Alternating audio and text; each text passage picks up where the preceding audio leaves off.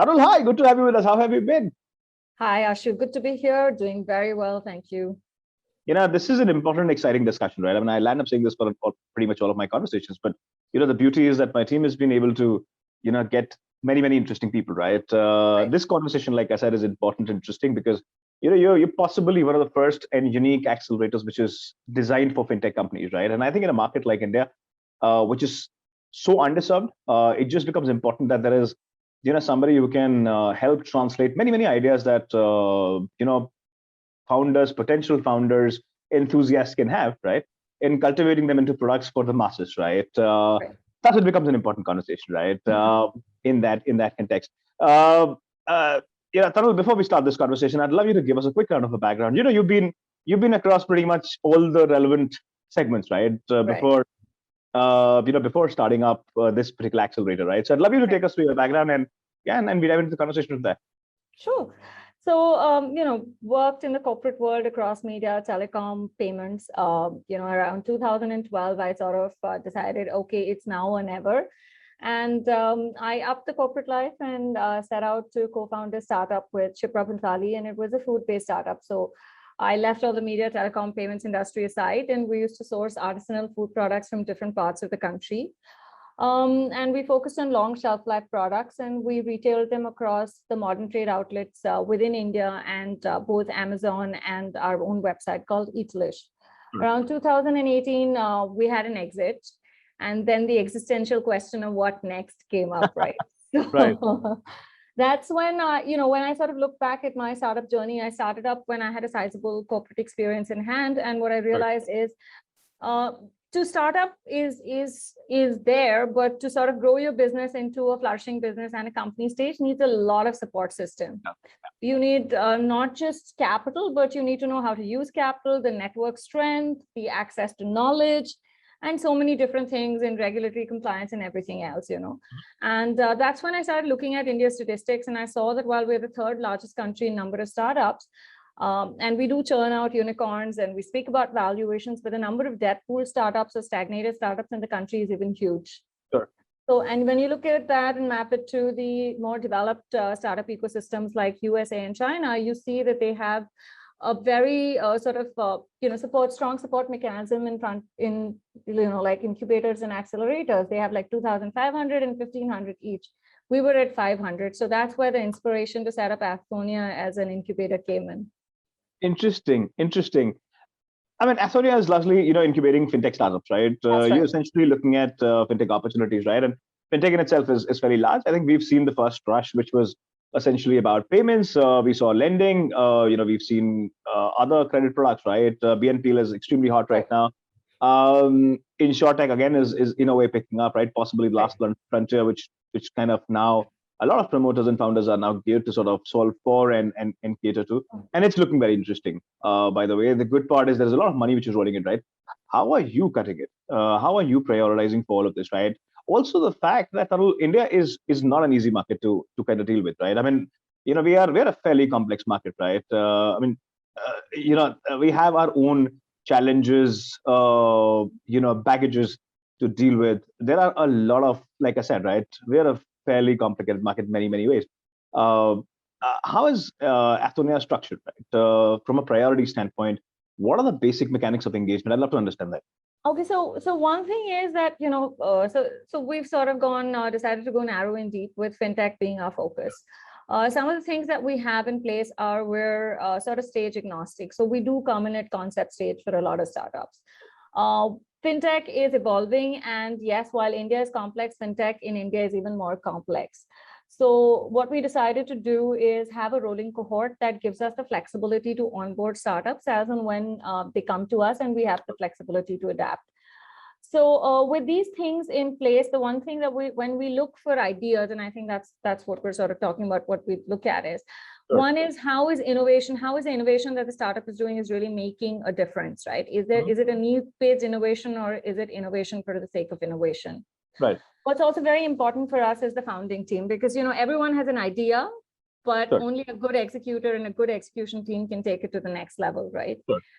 So that's something. We have our own proprietary process called Afthonia Flywheel, which involves our global mentors and advisors who are part of the shortlisting process. Right. So these are the things that actually come into play for us when we look at an idea and see. Sure. We've looked at a lot of areas that you've already mentioned, like payments, lending, Sure. blockchain, crypto, etc. But we're excited about InsurTech. Interesting.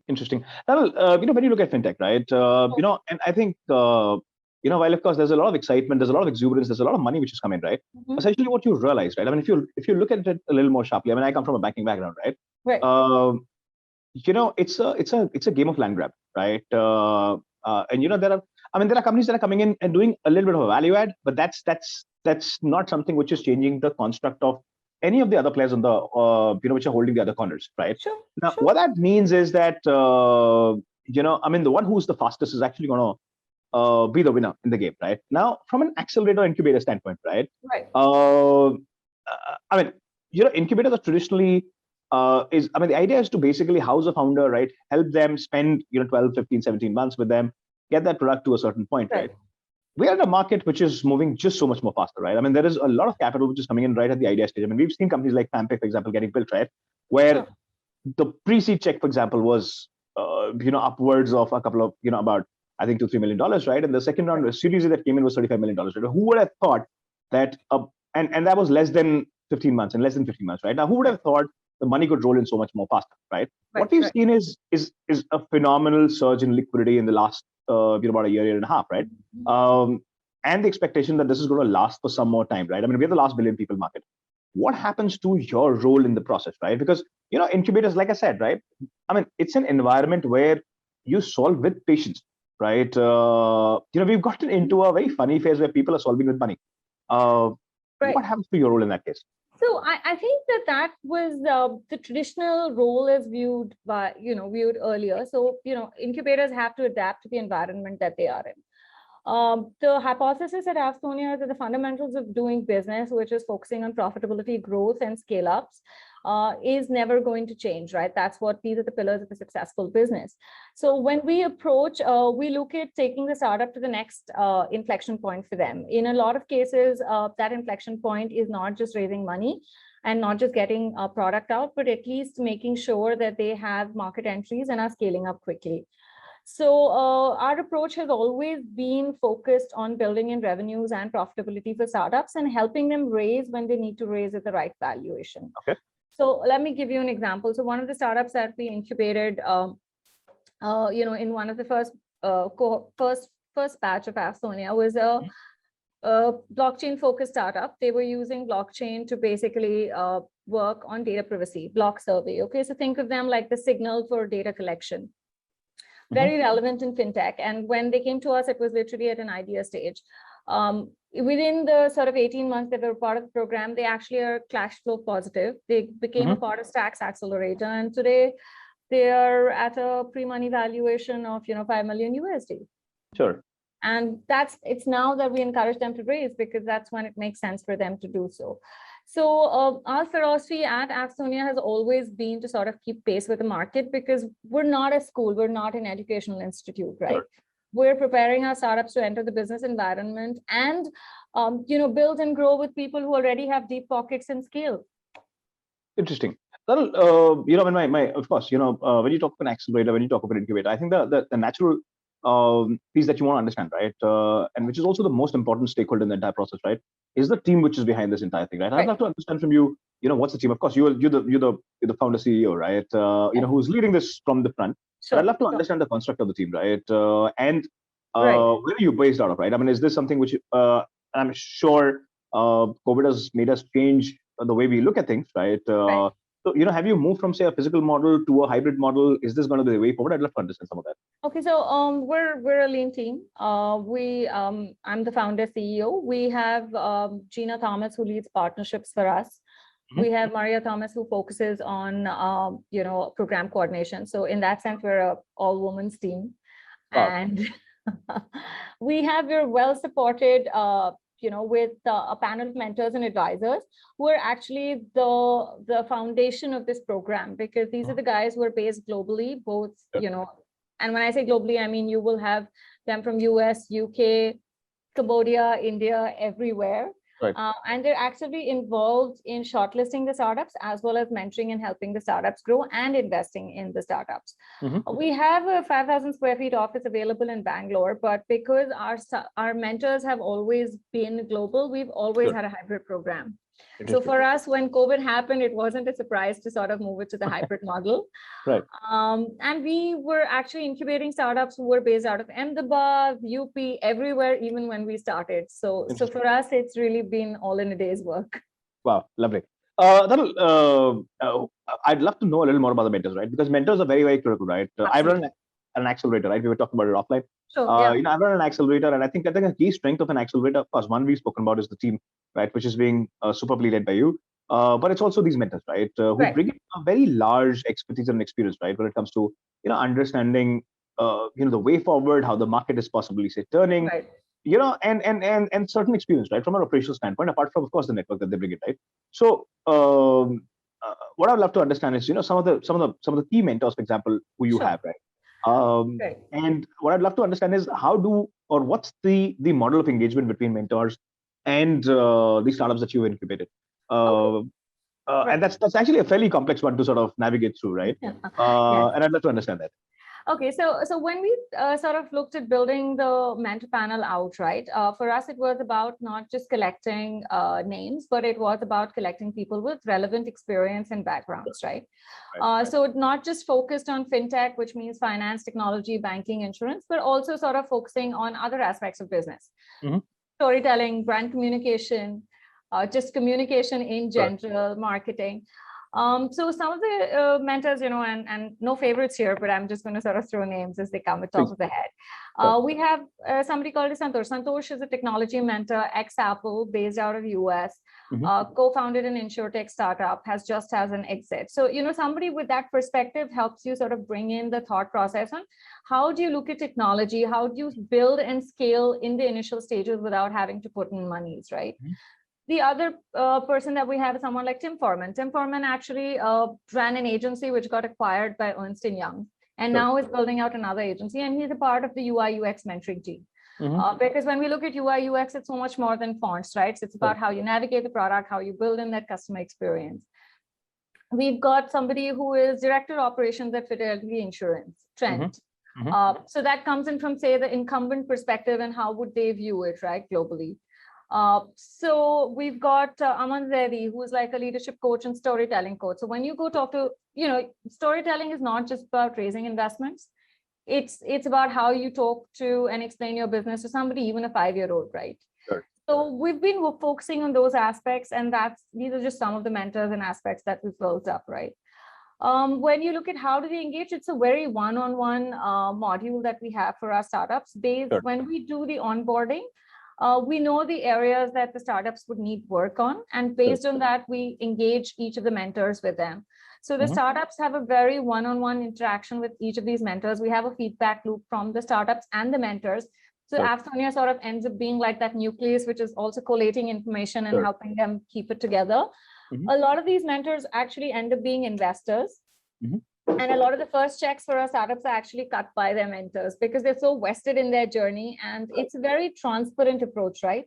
The founder, the founding team, the best and the worst of it, and that's what you're backing essentially.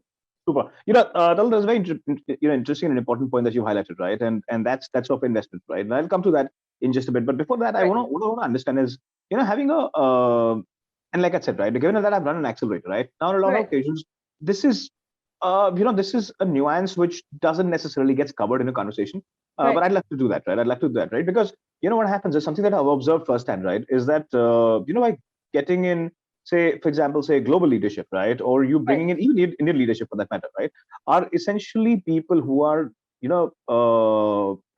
running and driving a very large ship, right? The kind of budgets that they're dealing with are much larger. The problems that they have at hand is much larger, right? On a lot of occasions, they're not necessarily as nimble, right? Which essentially means that the possibility of them identifying smaller crevices, small opportunities, right? They tend to lose out on those opportunities, right? And that is essentially what some of these startups kind of identify. Absolutely. What that logically means is that they possibly going to invest in these opportunities in that sense, right? But more often than not, what happens is that it's very difficult for them to come down to the level of a startup and try and crack that equation, right? Because here is a guy who's trying to sort of solve for a 20,000 rupee problem or a 200,000 rupee problem, right? And Sure. there is a CEO who's already dealing with like a couple of thousand crores, right? Say in budgets Right, and right. in I hear growth you. and revenues, becomes a big problem, right? So I'd love to understand from you. I mean, um, your role becomes very critical, right? To normalize that equation, right? Absolutely. How do you deal with that? So we've got two things that we do, right? So one is that one of the key things is if you look at and the profile of our mentors, right? We've got everybody from large companies. So it could be the big four consultancies, it could be the large banks or carriers or insurance. But you also have a lot of startup folks who are a part of this problem because most Sure. of the startup folks at some point in time have dealt with this problem of cash flow issues, managing things at a smaller Sure. level than at a larger scale. The idea for us is to try and get the founder to maintain that flexibility, nimbleness, think and solve with the limited budgets, but Sure. also bring in the thinking of a large company when they graduate to that level, right? Right. And like you rightly said, what happens is our role becomes very, very crucial in such a stage, because that's why I mentioned the feedback loop, because we have a feedback loop from the mentor, which comes back to us. Afthonia per se, the whole team does a weekly call with our founders in the first 6 months of their onboarding and incubation with us. Sure. So what we really do on these calls is we get on and get each of the problem areas that they're dealing with, each of the issues, and feedback from the mentors and how that's being solved. That helps us bring in intervention at every stage, whether it's with the mentor or with the startup, and helping them think those things out. Interesting. So it's a very hands-on program because business is hands-on. We can't sort of take a back seat and let the founder sort of run this. I think what you've chosen for yourself, Tanul, is an extremely cumbersome role, right? And it's very difficult to fathom, right? How do you sort of control the urge to be on the other side, right? Because it's more often than not, right? I mean, given that I've been in a similar position, right? You always want to switch to batting yourself, right? Because you're possibly able to comprehend and visualize things in a slightly better way, more mature way than a founder would, right? That process of communication can be extremely exasperating, right? So I understand the Actually, challenges. I think that what because I founded a business and I ran it, right? So the whole perspective, I have that founder sort of emotional quotient intact. Mhm. Where I know that as a founder, if I did something and if somebody else did, I would be overstepping the boundaries. So that helps us keep in check, So that's how Afthonia sort of ends up being like a founder-friendly incubator in that sense. I find it to be a difficult role that you're playing. It's a fun role. I enjoy it. I think the amount of ideas that are coming out from India are stunning, and some of these young minds are so brilliant that it's just a pleasure to work with them. Interesting. Tanul, I'm going to move to a COVID question, right? And it's an important question. Largely because what COVID has done. I mean, of course, this is almost done to that, right? I mean, every single conversation, everybody's trying to kind of comprehend, what's COVID done and what is not done, and so on and so forth, right? But I have a certain thesis, right? And the thesis is that that we are essentially in a very uncharted territory, right? Where a lot of what we did, in fact, whatever we did in the last 100 years, right? Say industrialization, for example, or building to where we are, I think a lot of that is now becoming redundant, right? I think there are newer ways of consumption that are emerging. The consumers become just so much more savvy, right? The ability to consume is expanded because, of course, now many fintechs have come into the process. But the most important, the most critical element is the influence, right? The arbitrage that existed, right, between, say, channel A of communication, channel B of communication, right, which had a certain physical element in it, is now kind of gone away, right? I mean, D2C is picking up in a big way, which essentially means everything is pretty much on my fingertip, right? So, what existed between a tier A market and a tier 2 market is kind of gone away, right? This very, very small iota of a difference that possibly exists, and that could possibly be just about a few days, right? From a delivery standpoint. In an environment like that, right, we're an extremely complex piece, right? Where a lot of, for example, the experience that comes onto the table, right, by these mentors might not necessarily be relevant because, like I said, even the largest of organizations might cease to exist, right, going forward, because they're not really understanding the change in the consumer behavior, right? How important do you think such experience becomes in an economy which is, which is raring to go, right? I mean, our aspiration is peaking at this point in time. The element of innovation that exists on the consumer side of it is kind of literally coming down, right?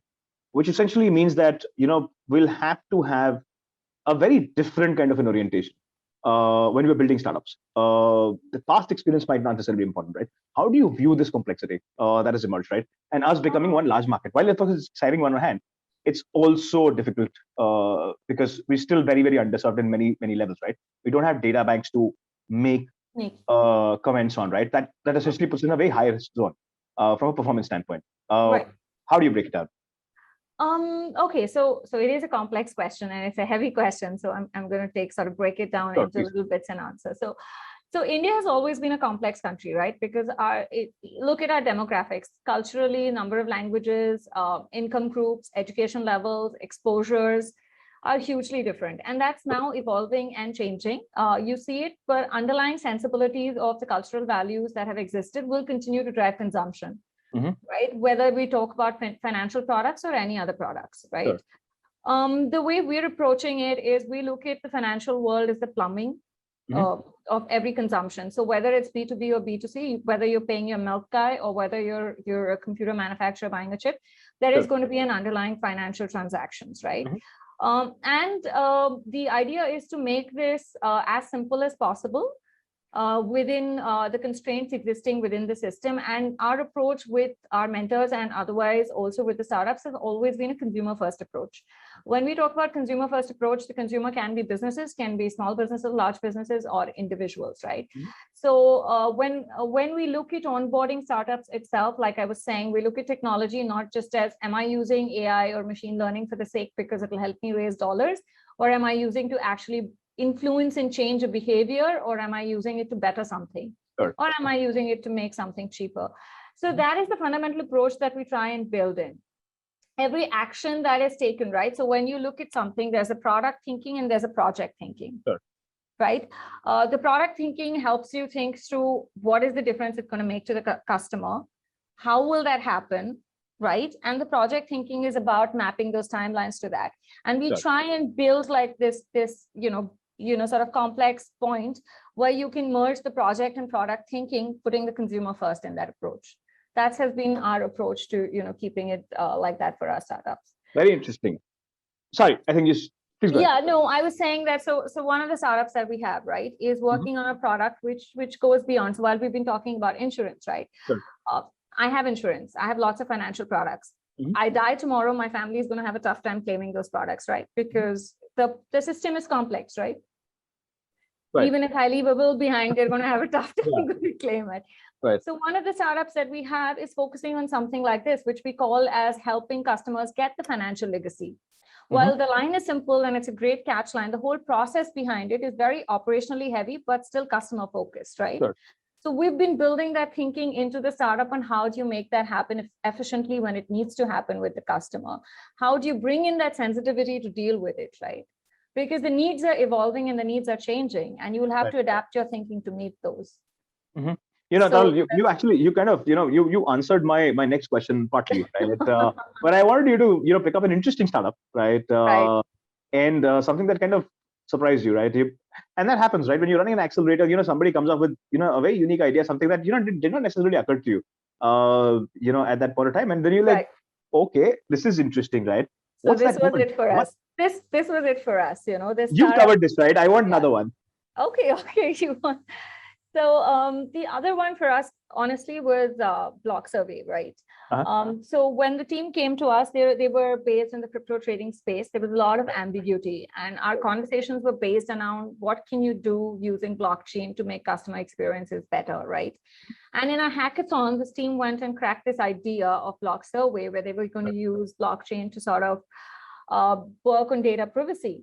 Now, think of it like this. Today, when you answer a Google form, that we all know that data is available everywhere, right? So there is an inherent need because all the companies are going to be collecting information, right? And it's not just about a survey. Feedback forms, conversation points, employee data. There is so much of data and personal information available even from a corporate perspective, right? And there was a latent need, and no one was sort of thinking about how are you going to protect this? You're taking it, and how do you build it? For us, blockchain was one of that. Block Survey was one of that, saying nobody's thought of this, so you're going to be like the signal of data collection for us. Interesting. And I think India is a market where we don't necessarily value a lot of data I think protection. But I think a lot of that is changing. I think it's changing. It is changing, no doubt about it. And I think I completely give it to you. I think this is something which is very interesting. Tanul, I think when you talk when you talk about an incubator and accelerator, I think what has also become important is that we talk of capital, because there was a time when, of course, incubators, accelerators were coming in.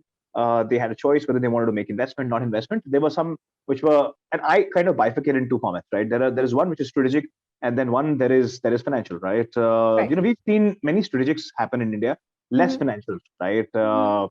Um, where do you fit in, right? Are you bringing in that capital as an accelerator incubator, or are you essentially you enable it, right, towards the end of it once you've Right. seen the progress, which is also not a bad way of doing it, right? Because then with conviction you can actually go out to your investors and actually communicate with them, saying that, listen, this is what we've done, this is what we've achieved, and this is what the Right. performance is, right? It just gives you a little more confidence in terms of what the possible outcome could be, and is this a team which could handle a bad day of business, right, or Right. work? Right. Where do you fall in, right? What's the thesis there? So right now we're strategic. We're also working as enablers. We fulfill both the roles. The difference that we have as enablers is while, of course, you have all the micro VCs and other people who are a part of the ecosystem actively talking to our startups and having conversations with them and looking at building. A large part of our startups get invested, like I was saying, by our mentors and advisors who are also angel investors, right? So that's one part of it. Afthonia will look at investing in startups. Eventually, that's the goal. Sure. We did defer plans because we waited for COVID to sort of ride out and focus on that. Sure. Will we cut checks for every startup who becomes a part of our ecosystem? No. We've not had a cookie cutter approach. That's not our that's not approach. So we would look at investing in startups, but it would be more need based and our understanding and their understanding of what is required at what stage. Interesting. Right. But So, tell me this, right? So there are many, especially this is a surge which has happened, right? And sure. surge is also a program which has come up, Right. surprisingly, right? Right. But what we've seen is that pretty much all large VCs they've actually started to enter deals much earlier on, right? Literally Yes. at a pre-seed level. I mean, we're seeing, and they're actually housing a lot of these startups, right? 3-month Right. program, 6-month program. They've actually institutionalized this entire practice. So while your practice is largely that of a studio in a certain form Right. and way, a lot of them are actually doing it at a batch level, right? And there's this huge excitement and there's a strong pull that they've created. Absolutely. And the dollar value that they're giving to these startups is phenomenal, right? Right. I mean, you can have a 22-year-old walk out with a couple of $1 million, right, in the bank and build that business. I mean, we've seen that. I mentioned the FamPay, right? I mean, exactly is how it kind of scale. What does that do to initiatives like yourself, right? I mean, are you getting the best of the rest, or or is there an aspirational quotient that you have been able to create where there's a strong pull and there are people who are prioritizing you over, say, the others, right? Or is this a coexistence which will which you see shape up as you go along? So I see both, right? I see coexistence because rub-off effect, right? So like you said, they've institutionalized it and they have their strengths, right?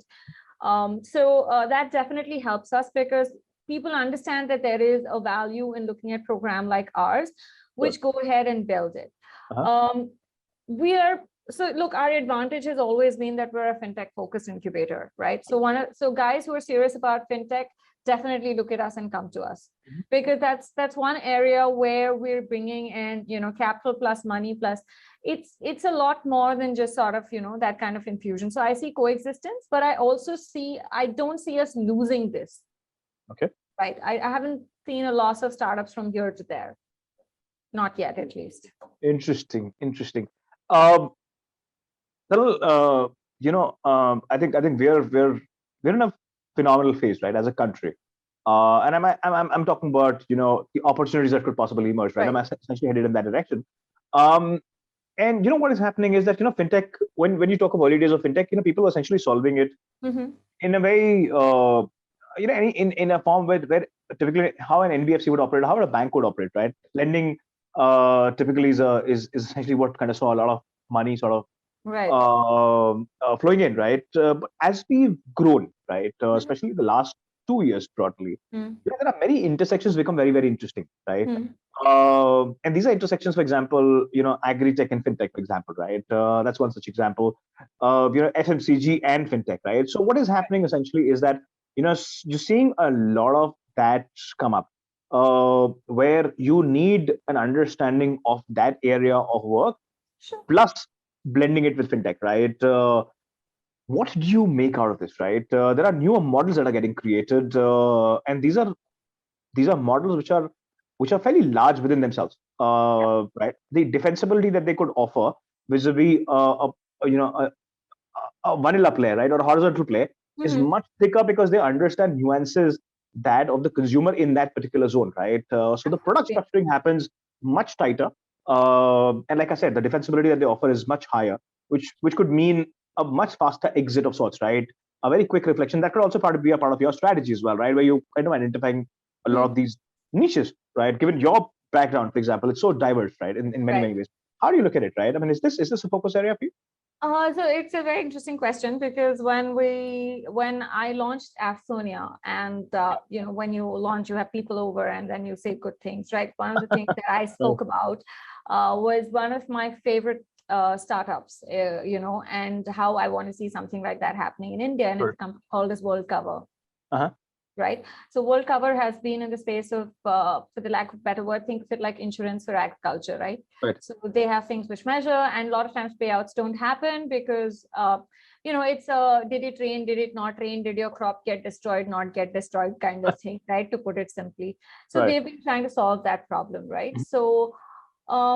So the thing is, like I said, we view financial, fintech as a plumbing of the whole ecosystem. Wherever there is transaction, there will be fintech. Right. You will have agri-tech startups which would have a better understanding of that agricultural space. So it will be Sure. about synergizing and collaboration. So Afthonia sees itself as somebody who can add value in both the ecosystems, right? So we want to work with maybe other incubators, maybe other startups which are focusing on, these areas. So like, for example, there are a lot of Atal incubation centers which end up focusing on agri-tech. We Sure. regularly try and collaborate with them and see how our fintech startups can add value to that, and thereby, the whole thing is about strengthening the offering for both those areas, right? So Mhm. in that sense, there's synergy, collaboration, and Afthonia will always back it because it's just the thing to do. Interesting. Tanul, before I move to, there's another important question that I have, and that's specifically Sure. focused towards startups, right? But before I move to that, what I want to understand is, how are you, for example, how do the startups, when they enter, for example, your program, or they get selected in your, say, the Right. cohort or studio, right? Right. If I can put it that way, Mm-hmm. or your lab, right? Mm-hmm. What's the relationship? I mean, how do they compensate you? I mean, do you take a standard equity? Is there a standard equity model that you have, or is there a slightly more evolved model that you have? I'd love to understand that. Slightly more evolved model. We work on equity. We work on a percentage of equity. It's not a cookie cutter approach, like I said. So it depends on the effort that we believe in, the time taken. Mhm. But we always do single digits. The approach is really simple. We get the founder to come and tell us what's the equity they want to share with us. Two reasons. Like I said, I was a founder and I know how painful it is to share equity. Doesn't matter who's giving you. The Right. other thing is also it helps us understand the objectivity of the founder, because at the end of the day, when we connect them with other people, we're putting our credibility online. Uh-huh. So, and it's also about giving the founder a comfort that, it's a synergized relationship and we grow with you. So our approach is that. Interesting, and that's not difficult. That's not easy. I'm sure that's fairly difficult. What, parting with equity or Oh, those I'm conversations? explaining your relevance, right, to the founder, right? Because founders today Absolutely. have those questions, right? Yeah, yeah. What are the most common ones that you come across? Oh, so one of the most common ones we get asked, and it was really, really, like when I heard it the first time, it was really surprising. How much do you charge for incubation? Do I have to give you a fixed fee? So That's a my common one. really, and I was like, why would you pay me? Because you're bootstrap. If I take any money from you, I'm literally damaging my own self. Well, Why there are would I quite a do few of that? them. There are quite a few of them who are doing that already. It's just that they're not doing it in the name of incubation, but a variety of other services that they offer. But no, I think we're going to save that for the next conversation that we have, Tanul. Okay, so Then these I'm are gonna some of them. Yeah, yeah. yeah, I'm gonna move into a more Bharat specific question, right? Like I had asked, right, that intersections have become very very exciting, right? Mm-hmm. There are many opportunities that are kind of opening up, right? So are opportunities in Bharat, right? For Right. example, there are many credit cards that we start to see which are for the first to credit or new to credit, right? Mm-hmm. You're seeing payment gateways, for example. You're seeing neobanks that are kind of being developed, right? You're seeing Aadhaar enabled payment services. Within insurance, you're seeing many other Mm-hmm. products that are getting designed for, say, rural India, right? Or if Right. not, say, rural particularly, but say a tier two and downwards India, which is necessarily Mm-hmm. not served with the equal amount of excitement and resources that it should have been, right? But this is also a segment, like I said, right? Information arbitrage is reduced.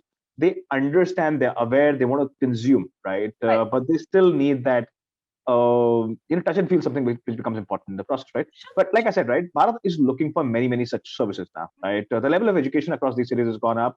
The disposable income availability is much higher, and I hope it continues to improve as we go along. What's your sense of Bharat, right? What do you make out of it? I mean, you alluded to it at a certain point, right? That you have a bunch of companies from Ahmedabad and and say Jaipur and a bunch of other places, right? I'd like to understand that, right? What is your thesis as far as Bharat is concerned? So as so my thesis as far as that is concerned is two things, right? I see a lot more startups coming out from Bharat, as we refer to it now. And because there's a lot of ideas, they have an understanding of the market they're serving, and that makes our role even more important, because these guys do not have access to the markets and knowledge and scale that the rest of the startups coming in from the rest of India have, right? I also see that a lot of consumption, and when I say this, I'm just not talking fintech specific. I'm saying a lot of consumption is going to be driven from this, whether you look at agriculture, whether you look at D2C products, whether you look at fintech products, the growth is going to come in from your tier 1, tier 2, and, other parts of the country. When I was at Paymate, I worked on something called as Kisan Credit Card, right? Kisan Credit Card is a loan given by the government of India and NABARD to farmers. And those were the exciting days when technology was SMS and IVR. Right. So no 3G, 2G, we were working on SMS, IVR. And we had done a pilot in tiny villages in Tamil Nadu, where we were using this to basically make sure they can avail of the funds and create that ecosystem. And you will be, the adoption is easier, the understanding is stronger, because if they see a clear advantage and saving, right, for them, it has to either save time or money or both. And when that's very clear, the adoption is very, very quick. You're talking about people, most of these farmers worked in Green Revolution technology, man. You and I are talking just an extension of stuff. So, I don't think there is a challenge in terms of adoption of technologies. I think there is a challenge in our thought process that we assume that there's going to be a challenge there. I in a way agree with you, Tanul, and I think you've actually walked us into a very interesting question and an interesting point, right? Adoption is not necessarily a challenge, right? I think adoption, I think the only impediment in adoption is the inhibition of losing monies, right? And I think that's the only, when you talk of fintech adoption, right? Especially so I would actually put adoption in issues in two. One is infrastructure. Sure, please go ahead. Sorry. I was saying I would put adoption issues into one is infrastructure, because there is a service issue, right? If you're going to use 2G, 3G, I head to the mountains, there's no network. How are we going to do it, right? Right. But I think what has happened, especially the last 2 years, right? I think responsible behavior, and this is not, when I say responsible behavior, I don't necessarily mean it around loans, but in general, responsible behavior in terms of maturity, understanding of various products that are available is the big challenge, right? So while you could have a first level or a tier 1 offtake, typically a lot of startups who are offering many, many products across the stream are kind of grappling with a tier 2 or a level 2, level 3 consistency in engagement, right? And that is becoming a challenge, right? So that's my sense of it. So I understand where you're coming from, right? Inhibition is gone. People are trying and testing, but I think these are challenges that have now are becoming fairly large. I agree with you. The other thing is that there are many players who've now kind of jumped to AEPS, for example, right? I mean, there is everybody who's offering AEPS. I mean, if you walk into a village, you'd actually be surprised. There are at least 20 AEPS village players and brands within that market. I mean, that guy is either confused or spoiled for choice, right? But that's not bringing in a certain responsibility. They're actually taking it a little more casually, right, in terms of what needs to be done. But I think we can have a dedicated session purely on the challenges. Totally. But I mean, to sort of put a perspective on that, I think we keep forgetting to go back to basics, Ashu. The way we market in the urban market, also, you would market a product to a 5-year-old child very differently, and to a parent very differently, and to a grandparent very differently, right? it's the same logic. You just need to take this to the rest of the tier 1, tier 2. Why are we using the same sort of communication lines or literature that we would use here? We're becoming one big market, right? So Yeah, I think but you can't take away India is a complex country. We're a different diaspora. You can't apply that rule. And we agreed on that. Tanul, we're towards the end of the conversation, right? Okay, awesome. And how can we not talk about, what are some of the exciting areas that you're looking at, right? I mean, cryptos, for example, very exciting. A lot of people are kind of talking about it, geared about it, advocating for it, right? What are some of those areas? What do you think about crypto? What are the other areas that you're particularly excited about? As Afthonia, I'd love to know. I'd love to understand. So on crypto, right, our hypothesis remains the same. Literally, for any sort of fintech that we evaluate, it has to make a difference, and it has to make a real difference. So anything that comes to us, whatever the space is, including crypto, that's a question we want to answer ourselves, saying, are we backing this only because it's a buzzword, or is there something really different in there? Sure. That's going to remain same. We're excited about insurtech, because I think insurance is just poised for a lot of change. So far, insurance has had 2 touch points. One is buying, and then when you sort of go ahead and claim it, right? But that whole value chain, the whole personalization and flexibility of products is still long overdue. It's been a push-driven product. It's going to turn into a pull-driven product. So excited about insurtech and women founders in fintech. So, how is that different? I'd love to understand that. I'd love to understand that, right? How is that different? Oh, you mean how is it different than just sheer number that there are very, very few women? No, which is okay. I'm saying, a business agnostic, to who's doing it, right? Who's the? Oh, absolutely. So for us, the idea will always take precedence. But I'm saying that as an incubator, I think, and especially an incubator, which is sort of a women-led incubator, one of the focus areas for us is to focus on making more women in fintech and giving them access. Interesting. And is there a trend that you see? We're seeing more women, but definitely not as many, right? So in the 2 years that we've just incubated a woman-led fintech startup. So in 2 years, so that's the first one for us. So that's kept us. So will we have different evaluation parameters? Not at all. Right. But sort of, are we actively seeking women-led fintech startups? Sure. And that's a mission, right? And I think that's a fair mission to have, right? Absolutely. I think women need to be there. I personally believe. I think world is going to be much better if there are women in charge. And when I say that, I mean it with all the seriousness, right? Because I'm taking you on face value, Ashu, not doing so. No, I totally mean it, right? I mean, I believe it's going to be so much more safer, right? Because that rationality on many occasions, you can't expect it coming out of men. I mean, I don't want to. I'm not saying I'm not saying. But no, but I think it's definitely a good mission to have, and I think it's a responsible mission to have. Yeah. Women need to be empowered. They need to be given that comfort, right? That listen, you can go out and kind of build, right? I think we still have those baggages, right? The cultural baggages. It takes time to get out of there, and I hope that happens faster. I hope that.